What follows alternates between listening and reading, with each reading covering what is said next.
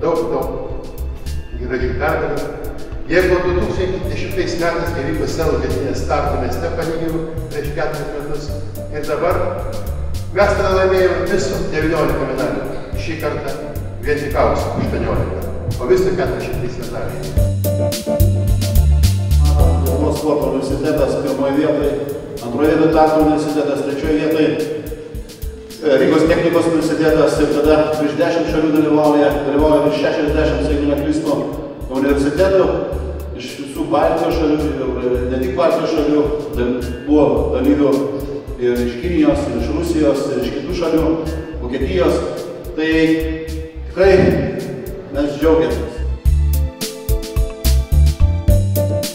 Universitetuose reikėtų skatinti ir tą stengiasi daryti pasaulio universitetai sporto plėtrą vien dėl vieno pagrindinio tikslo, kur noriu dabar pasakyti.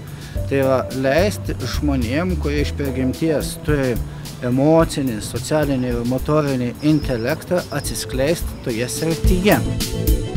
Tai ypatingai aš džiaugiuosi, kad šiais metais mūsų universitetas, ne vien šiais metais, bet šiais metais kažkaip ypatingai, kadangi labai geras jaunimas, gera komanda, geras vadovavimas, vadovaujant korektoriui Stanislavaičiui susibūrė gerą grupę žmonių, kurie pasiekė tokią pergalę, kur drįstų pakartot, labai pavydėtų ne vienas Europos universitetas.